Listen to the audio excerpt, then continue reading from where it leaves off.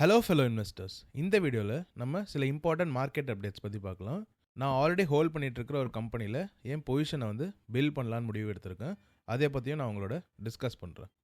First நம்ம Tata motors update என்னன்னு பார்த்துடலாம். டாடா மோட்டர்ஸ் ஷேர்ஸ் ஹோல்ட் பண்ணுறவங்களுக்கு ஆல்ரெடி மெயில் வந்திருக்கிறதுக்கான வாய்ப்பு இருக்குது. அவங்களோட கமர்ஷியல் வெஹிக்கிள் செக்மெண்ட்டோட ஈக்விட்டி ஷேர்ஸ் வந்து நாளைக்கு மார்க்கெட்டில் லிஸ்ட் ஆகும். அதுலேருந்து அது ட்ரேட் ஆக ஆரம்பிச்சிடும்.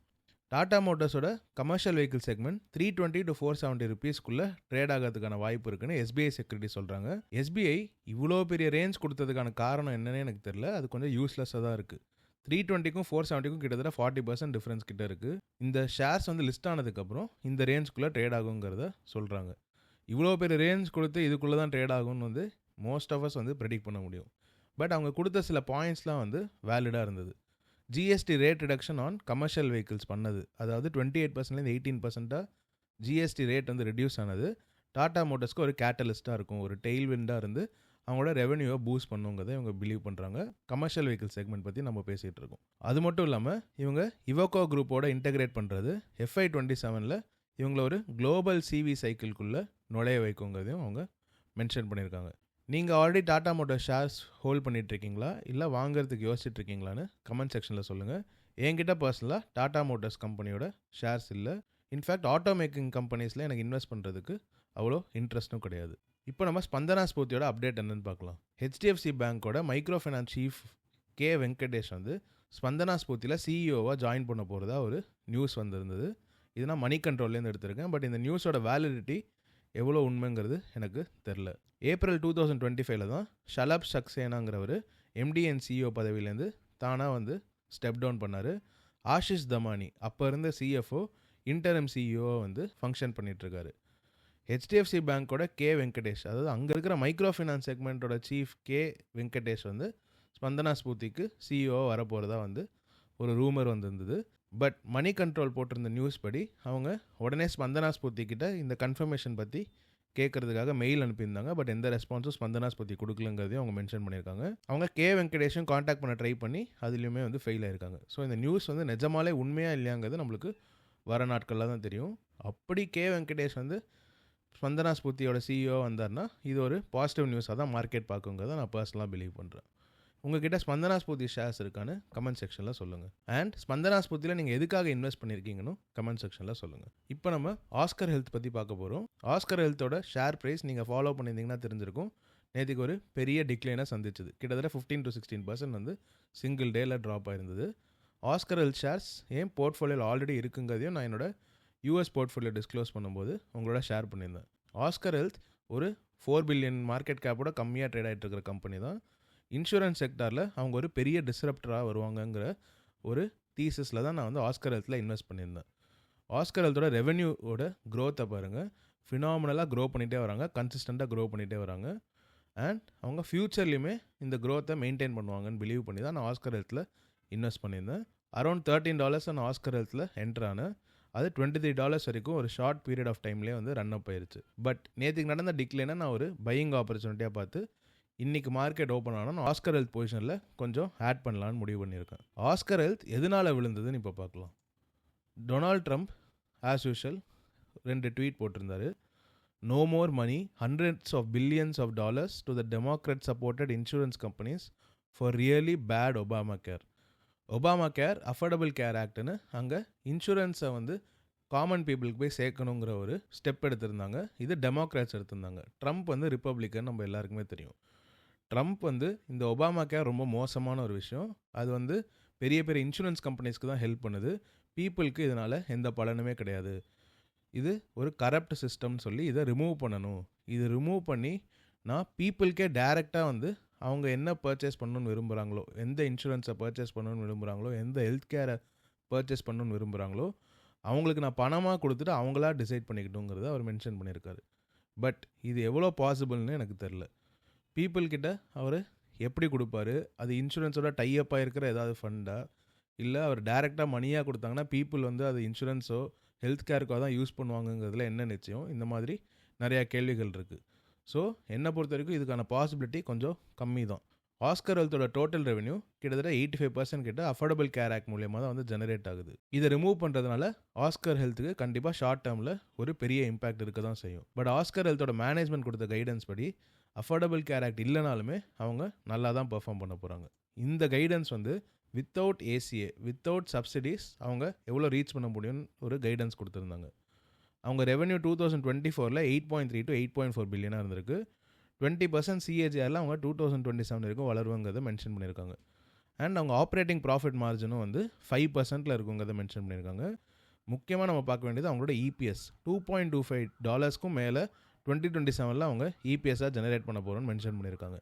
ஆஸ்கர் ஹெல்த் கரண்ட்டாக ட்ரேட் ஆகிட்டு இருக்கிற ப்ரைஸ் 15, கொஞ்சம் பிலோன்னு கூட எடுத்துக்கோங்க. அப்போது 2027 அவங்க 2.25 இபிஎஸ்ஸை ஜெனரேட் பண்ண முடிஞ்சதுன்னா 2027 ஃபார்வர்ட் பிஇ பார்க்கும்போது 7 or 6 தான் வந்து இருக்குது. ஸோ ஆஸ்கர் ஹெல்த் ரொம்பவே சீப்பாக இருக்குங்கிறது தான் நான் பர்சனலாக பிலீவ் பண்ணுறேன். அண்ட் இந்த அஃபோர்டபுள் கேர் ஆக்டை கம்ப்ளீட்டாக ரிமூவ் பண்ணுவாங்களாங்கிறது டிசம்பரில் நடக்கிற ஒரு ஓட் வச்சு தான் தெரியும்.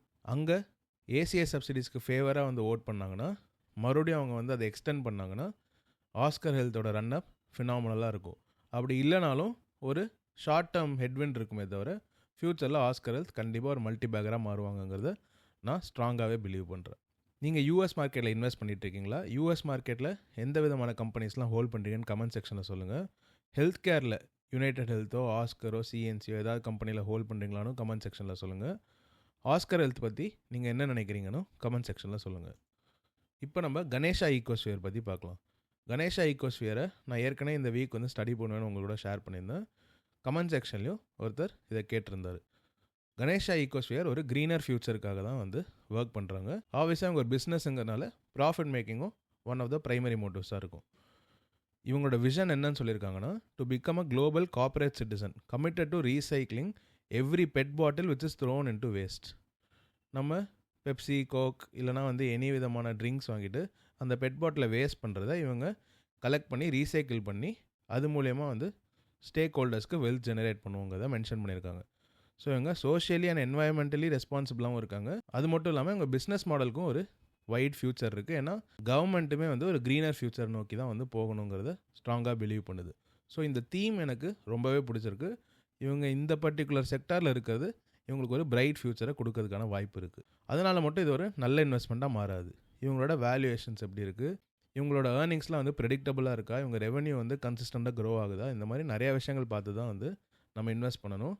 அண்ட் இந்த செக்டாரில் இவங்களோட காம்படிஷன்லாம் வந்து எப்படி இருக்குங்கிறதையும் தெரிஞ்சு தான் நம்ம வந்து இன்வெஸ்ட் பண்ண முடியும். இப்போ இவங்களோட Q2 FY26 பெர்ஃபார்மன்ஸ் எப்படி இருக்குன்னு பார்க்கலாம். இது குவார்டர் ஆன் குவார்ட்டர் பெர்ஃபார்மன்ஸ். இவங்களோட revenue quarter on quarter improve ஆகிருக்கு. 337 crores-லேருந்து 363 crores, கிட்டத்தட்ட 10% வந்து இம்ப்ரூவ் ஆகிருக்கு. எபிட்டா வந்து சிக்னிஃபிகண்ட்டாக டிக்ளைன் ஆகிருக்கு. 36 crores-லேருந்து 22.3 crores டிக்ளைன் ஆகிருக்கு. எபிட்டா மார்ஜின்ஸ் 10.8%லேருந்து 6.1% டிக்ளைன் ஆகிருக்கு. ஸோ இவங்க மார்ஜின்ஸுமே வந்து ஷார்ப்பாக டிக்ளைன் ஆகிருக்கு. அப்புறம் இவங்க போன குவார்ட்டரில் 10.8 crores ப்ராஃபிட் வந்து ரிப்போர்ட் பண்ணியிருக்காங்க. இந்த quarter Q2 FY26 0.5 crores loss book பண்ணியிருக்காங்க. அவங்களோட ப்ரொடக்ஷன் அண்ட் சேல்ஸ் வந்து கொஞ்சம் இம்ப்ரூவ் ஆகிருக்கு. அண்ட் அவங்க இபிஎஸ் வந்து லாஸ் புக் பண்ணனால நெகட்டிவ் ஆயிடுச்சு. இயர் ஆன் இயர் எப்படி இருக்குன்னு பார்க்கலாம். ரெவென்யூ இயர் ஆன் இயர் டிக்ளைனாக இருக்குது. எபிட்டா டிக்ளைனாக இருக்குது. எபிட்டா மார்ஜின் டிக்ளைனாக இருக்குது. எபிட்டா பர் டன் டிக்ளைனாக இருக்குது. அவங்க ப்ராஃபிட் 27 crores வந்து Q2 FY25 பண்ணியிருக்காங்க. இந்த தடவை லாஸ் பண்ணியிருக்காங்க. அவங்க கேஷ் ப்ராஃபிட்ஸும் 40லேருந்து 15 crores டிக்ளைனாக இருக்குது. அவங்களோட ப்ரொடக்ஷன் அண்ட் சேல்ஸும் டிக்ளைனாக இருக்குது. அவங்களோட இபிஎஸும் சிக்னிஃபிகண்ட்டாக டிக்ளைனாக இருக்குது. இப்போது இவங்க ஃப்யூச்சர் எதனால் நல்லா இருக்கும் நான் பிலீவ் பண்ணுறேங்கிறத அவங்களோட ஷேர் பண்ணுறேன். இது இவங்க இன்வெஸ்டர் பர்சன்டேஜ்லேருந்து அடுத்த ஸ்லைட் தான். Global bed bottle production increase ஆகிட்டு தான் இருக்க போகுதுங்கிறத இவங்க மென்ஷன் பண்ணியிருக்காங்க. 2017 11.9 million tons PET bottle produce பண்ணியிருக்காங்க. 2024 5% க்ரோத்தில் 15.4 million ton PET bottle produce பண்ணியிருக்காங்க. 2029 எஸ்டிமேட் 19.1 million ton பெட் பாட்டிலை ப்ரொடியூஸ் பண்ணுவாங்கங்கிறது தான். India PET bottle production 2020 2.3 million ton reach ஆகுங்கிறத மென்ஷன் பண்ணியிருக்காங்க. அப்போது பெட் பாட்டில் ப்ரொடக்ஷன் அதிகமாக பெட் பாட்டில் கன்சம்ஷனும் அதிகமாக ஆப்வியஸாக இதை ரீசைக்கிள் பண்ணுறதுக்கான நீடும் வேஸ்ட்டை மேனேஜ் பண்ணுறதுக்கான நீடும் அதிகமாகிட்டே தான் போக போகுது. ஸோ என்னை பொறுத்தவரைக்கும் இது வந்து ஒரு டெக்கேடல் தீம் தான். நெக்ஸ்ட்டு ஃபியூ இயர்ஸில் கண்டிப்பாக இந்த செக்டார் ரொம்பவே இம்பார்ட்டண்ட்டான ஒரு செக்டார் தான். பட் கணேஷா ஈகோஸ்பியர் ஒரு நல்ல இன்வெஸ்ட்மெண்ட்டாக இல்லையாங்கிறத நம்ம பார்க்கலாம். அதை நம்ம கணேஷ் ஐகோசியரோட வேல்யூவேஷன் எப்படி இருக்குங்கிறத பார்த்து தெரிஞ்சுக்க ட்ரை பண்ணுவோம். 2609 crore மார்க்கெட் கேப் இருக்கிற கம்பெனி, ஒரு ஸ்மால் கேப் கம்பெனி தான். கரண்ட்டாக 974 rupeesல ட்ரேட் ஆகிட்டுருக்கு நான் இந்த வீடியோ ரெக்கார்ட் பண்ணும்போது. இவங்களோட ஸ்டாக் பி 41 இருக்குது. இவங்க இபிஎஸ் க்ரோத் லாஸ்ட் 5 இயர்ஸில் 7.22% வந்து ரிப்போர்ட் பண்ணியிருக்காங்க. பட் இந்த தடவை அவங்க நெகட்டிவ் இபிஎஸ் கொடுத்துருக்காங்க. ஸோ இவங்க க்ரோத் வந்து ரொம்ப கன்சிஸ்டண்ட்டாக இல்லை. நம்ம ஒரு இன்வெஸ்ட்மெண்ட் பண்ணும்போது டேர்ன் அரவுண்ட் பிளேயாக இருந்ததுன்னா நம்ம நெகட்டிவ் இபிஎஸ் அக்செப்ட் பண்ணிக்கலாம். பட் இவங்க ஒரு க்ரோத் கம்பெனியாக நம்ம பார்க்கும்போது இவங்க ஏர்னிங்ஸ் எவ்வளோ ப்ரெடிக்டபுளாக இருக்குன்னு தெரிஞ்சு இன்வெஸ்ட் பண்ணுறது தான் நம்மளுக்கு அட்வான்டேஜஸாக இருக்கும். என்ன பொறுத்த வரைக்கும் இவங்க ஏர்னிங்ஸ் அவ்வளோ ப்ரெடிக்டபுளாக இல்லை. இது கணேஷ் ஐகோசியரோட பிஇ அண்ட் இபிஎஸ் சார்ட். அவங்க இபிஎஸ் இந்த ப்ளூ பார் கிராஃப் இருக்குல்ல, எவ்வளோ சிக்லிக்கலாக இருக்குன்னு பாருங்கள். இவங்க ஒரு சிக்லிக்கல் கம்பெனி நான் சொல்ல வரல. இது கண்டிப்பாக கான்ஸ்டண்ட்டாக க்ரோ ஆகக்கூடிய ஒரு செக்டார் தான். அந்த செக்டாருக்குள்ளே தான் இவங்க சிச்சுவேட்டாக இருக்காங்க. பட் இவங்க பர்ஃபார்மன்ஸ் வைஸ் பார்க்கும்போது இங்கே பார்த்தீங்கன்னா due to sudden and steep hike in bottle scrap prices during June quarter, average raw material carrying cost was ₹50 per kg as against the prevailing ruling prices of about ₹44 to ₹45 per kg. Bottle scrap prices வந்து ₹5 அதிகமானனால இவங்களோட margins வந்து அடி வாங்கியிருக்குங்கிறத இவங்க சொல்கிறாங்க. So இவங்க performance external ஃபேக்டர்ஸ்னாலேயும் வந்து அடி வாங்கிறதுக்கான வாய்ப்புகள் இருக்குது. அது மட்டும் இல்லாமல் இவங்க ஆவரேஜாக ட்ரேட் ஆகிட்டு இருந்த பிஇ 31.2 லாஸ்ட் 5 இயர்ஸில் இப்போ 41 பியில் ட்ரேட் ஆகிட்டு இருக்காங்க. இதுக்கான காரணம் அவங்க இபிஎஸ் வந்து நெகட்டிவாக வந்து இப்போ ரிப்போர்ட் பண்ணதாக கூட இருக்கலாம். இவங்க எப்போ கன்சிஸ்டண்ட்டாக க்ரோ பண்ணுறாங்கன்னு நம்மளுக்கு ப்ரூவ் பண்ணுறாங்களோ அப்போ இன்வெஸ்ட் பண்ணோன்னா நம்ம கொஞ்சம் ரிஸ்க் ஃப்ரீயாக இருக்கலாம். இது கணேஷ் ஐகோசியோட market cap to sales chart. அவங்க மார்க்கெட் கேப் அவங்க சேல்ஸை விட எவ்வளோ டைம்ஸ் அதிகமாக ட்ரேட் ஆகுங்கிறது தான் இந்த சார்ட் நம்மளுக்கு சொல்லும். இவங்க சேல்ஸ் ஓரளவுக்கு கன்சிஸ்டண்ட்டாக இருக்குது. இவங்க ஏர்னிங்ஸ் என்ன தான் வந்து ரொம்ப வேரிடாக இருந்தாலும் இவங்க சேல்ஸ் ஓரளவுக்கு கன்சிஸ்டண்ட்டாக இருக்குது. பட் ஒரு நல்ல ரேட்டில் இது க்ரோ ஆகலைங்கிறது என் பர்சனல் ஒப்பீனியன். அவங்க மார்க்கெட் கேப் டு சேல்ஸ் கரண்ட்டாக 1.9 to 2 கிட்ட இருக்குது. இவங்க மீடியனாக 1.8 times மார்க்கெட் கேப் டு சேல்ஸில் தான் ட்ரேட் ஆகிட்டு இருந்திருக்காங்க. ஸோ கிட்டத்தட்ட ஃபேர் வேல்யூவில் இருக்காங்கங்கிறது இந்த சார்ட் சொல்லுது. பட் பிஇ வச்சு பார்க்கும்போது அவங்க ஃபேர் வேல்யூவோட கொஞ்சம் அதிகமாக இருக்காங்க 5 year ஹிஸ்டாரிக்கல் மீடியன் பியோட கம்பேர் பண்ணி பார்க்கும்போது. ஸோ கண்டிப்பாக அவங்க மறுபடியும் 30 பிஇக்கோ 31 பிஇக்கோ ரிவர்ட் ஆக சூழ்நிலை வந்துச்சுன்னா, அது மட்டும் இல்லாமல் இவங்க லாஸ் புக்கு காரணத்தினால கண்டிப்பாக ஒரு புல் பேக் இருக்க தான் செய்யும். லாஸ்ட் 2 days இந்த ஷேர் வந்து சிக்னிஃபிகண்ட்டாக கரெக்டாக இருக்குது. பட் கரெக்டாகி முடிஞ்சுமே இவங்க 40 பியில் ட்ரேட் ஆகிட்டு இருக்காங்க. இவங்க 30 பி ஒரு பிலோவுக்கு வந்தாங்கன்னா மேபி இங்கே ஒரு இன்வெஸ்ட்மெண்ட் ஆப்பர்ச்சுனிட்டி இருக்கும். பட் எனக்கு இந்த ப்ரெடிக்டபிள் ஏர்னிங்ஸ் இல்லாதது ஒரு ரெட் ஃப்ளாகாக தான் தெரியுது. இவங்க ஏர்னிங்ஸ் ஃப்யூச்சரில் கன்சிஸ்டண்ட்டாக இருக்குமா இல்லையாங்கிறத பர்சனலாக என்னால் ப்ரெடிக்டும் பண்ண முடியல. நீங்கள் கணேஷா ஈகோஸ்ஃபியரில் ஒரு இன்வெஸ்டராக இல்லை இன்வெஸ்ட் பண்ணுறதுக்கு யோசிச்சுட்டு இருக்கீங்களான்னு கமெண்ட் செக்ஷனில் சொல்லுங்கள். இந்த கம்பெனியோட ஃப்யூச்சர் பர்ஃபார்மன்ஸ் எப்படி இருக்கும்னு நினைக்கிறீங்கன்னு கமெண்ட் செக்ஷனில் சொல்லுங்கள். இவங்க இருக்கிற செக்மெண்ட், இவங்க இருக்கிற செக்டார் என்னை பொறுத்த வரைக்கும் ஒரு இன்ட்ரெஸ்டிங்கான செக்டார்.